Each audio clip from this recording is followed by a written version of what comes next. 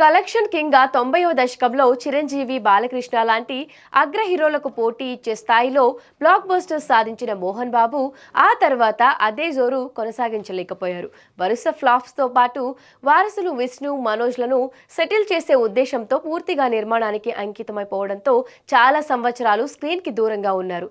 అప్పుడప్పుడు హీరోగా ట్రై చేసినా వర్కౌట్ కాలేదు.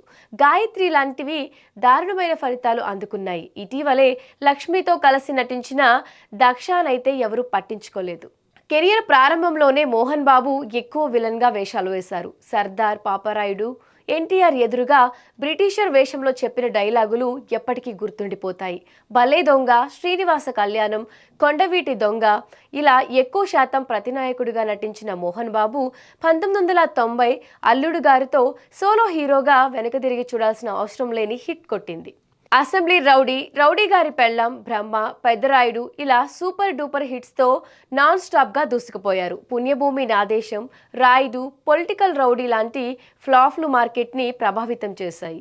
తిరిగి ఇన్ని సంవత్సరాల తర్వాత మోహన్ బాబు మళ్ళీ విలన్ అవతారం ఎత్తబోతున్నారు. ప్రభాస్ బుజ్జిగాడులో చేసినప్పటికీ దానికో స్టార్ టచ్ ఉండడం వల్ల పరిగణలోకి తీసుకోలేం.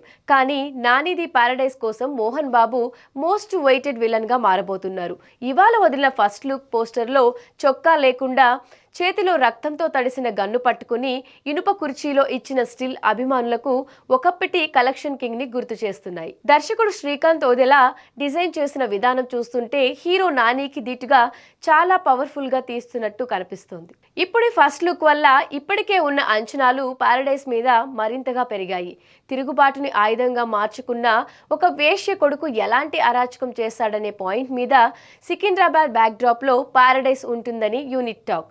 ఇందులో విలనిజం కేవలం మోహన్ బాబుకి మాత్రమే పరిమితం కావడం లేదు. బాలీవుడ్ మూవీ కిల్లో అదరగొట్టిన రావణ్ జయోల్ ని ఇంతకు ముందే తీసుకున్నారు. లీక్ అవుతున్న పోస్ట్ ప్రకారం ఈ రెండు పాత్రలు కరుడుగట్టిన తండ్రి కొడుకులుగా ఉండొచ్చని టాక్. అంటే నాని కేవలం ఒక విలన్ తో యుద్ధం చేయడం లేదు, పెద్ద గ్యాంగ్ తోనే ఫైట్ చేయాల్సి ఉంటుంది. మార్చి 26న విడుదల కాబోతున్న ది పారడైస్ షూటింగ్ ప్రస్తుతం నాన్ స్టాప్ గా జరుగుతుంది. కేవలం ఒక్క రోజు గ్యాప్ లో రామ్ చరణ్, పెద్ది రిలీజ్ ఉన్నా సరే శ్రీకాంత్ ఓదెలా బృందం వెనక్కి తగ్గటం లేదు. అయినా పాన్ ఇండియా సినిమాలు గ్యారంటీగా మాట మీద ఉంటాయని చెప్పలేని పరిస్థితులు నెలకొన్నాయి కాబట్టి ఏ నిమిషం ఏమైనా జరగొచ్చు, ఎవరైనా తప్పుకోవచ్చు.